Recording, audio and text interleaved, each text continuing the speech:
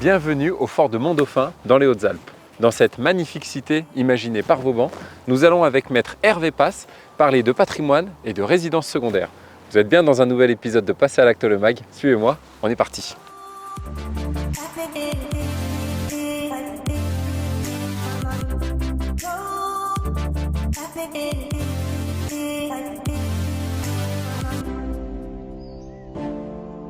Bonjour Hervé. Bonjour Alexandre. Comment vas-tu? Très bien, merci. Bon bah écoute, merci de m'avoir donné rendez-vous ici donc dans ce fort de Mont-Dauphin. C'est un grand plaisir pour moi. Ah ouais, alors j'ai pu visiter déjà un petit peu ce matin, c'est vrai que c'est exceptionnel. Ah oui, c'est un lieu absolument magique qui a été fortifié par Vauban. Ouais, et qui au aujourd'hui, 17e je crois, voilà. 17e siècle. J'ai vu une écriture, j'avoue j'ai triché un petit peu. C'est vrai. Bon, Et aujourd'hui, il est classé au patrimoine mondial de l'UNESCO avec tous les forts du Briançonnais. alors ça tombe bien, le patrimoine c'est un petit peu le sujet du jour. Aujourd'hui on va parler du patrimoine et des résidences secondaires. Tout à fait. Bon, il y a plein de lieux que j'ai sans doute pas encore visités. Donc ce que je te propose c'est que tu ailles me montrer tout ça. Absolument. Bon allez, Allons-y on ensemble. y va. Alors Hervé, dans un contexte économique qui n'est pas toujours favorable, surtout en ce moment, c'est pas forcément facile. C'est vrai.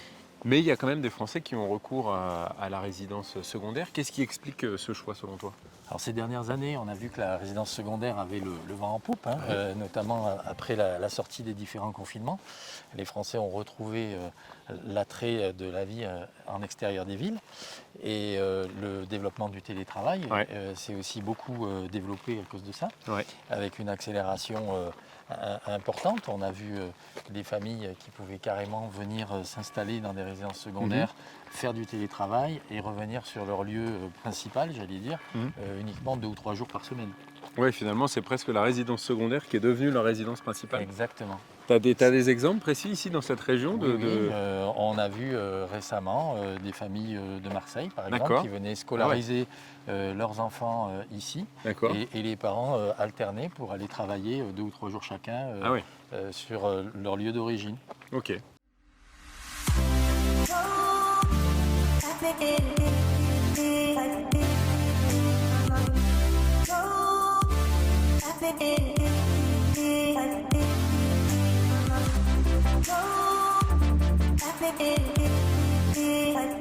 Bon alors Hervé, c'est vrai qu'on a la sensation en tout cas que d'acquérir aujourd'hui une résidence secondaire c'est devenu difficile parce qu'on a des taux de crédit aussi qui ont augmenté suite au Covid. En tout cas avant c'était plus accessible, même si aujourd'hui on a des taux de crédit qui étaient les mêmes qu'il y a à peu près 10 ans.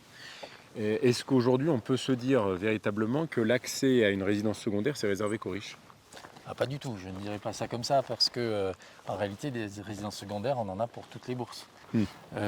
On voit par exemple des gens qui n'ont pas forcément les moyens d'acheter leur résidence principale, peut-être parce que l'investissement est trop lourd, mais ils ont malgré tout une capacité d'épargne relative qu'ils peuvent placer dans le cadre de l'acquisition d'une résidence secondaire.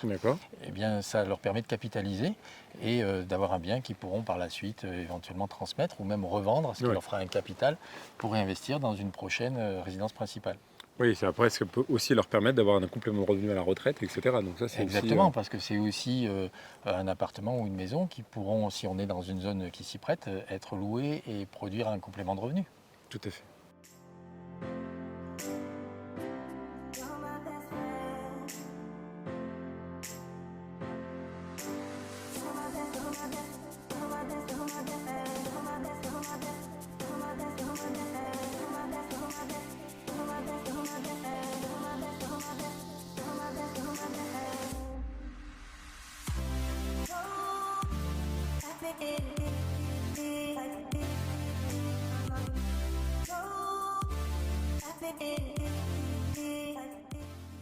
Bon alors Hervé, c'est vrai que quand on achète une résidence secondaire, parfois c'est plus pour soi qu'on le fait, pour sa retraite derrière, mais pas que. C'est aussi parfois pour penser à ses enfants. C'est certain, parce que la résidence secondaire, c'est un instrument de transmission intergénérationnelle. Et donc, bien évidemment, d'abord c'est un lieu de vacances, c'est un lieu où on se fait ses souvenirs d'enfance. Et donc, généralement, les générations suivantes y sont attachées. Donc, c'est un bon moyen de provoquer des donations souvent avec réserve d'usufruit, ce qui permet aux donateurs de conserver évidemment l'usage du bien et de pouvoir continuer à en profiter et de bénéficier en même temps de tous les avantages fiscaux qui sont attachés aux donations.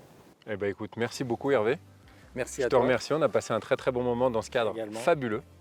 Franchement, on a pris de la hauteur, mais alors là, C'est on s'est régalé. Hein. C'est un coin merveilleux. Merci en tout cas et à très bientôt, Alexandre. Eh ben merci, à très vite. Et puis quant à nous, on se dit aussi à bientôt pour un prochain épisode de Passer à l'acte le mag. Et puis vous avez cet épisode et plein d'autres et aussi plein d'informations sur le site passeralacte.com. Allez, à bientôt, ciao.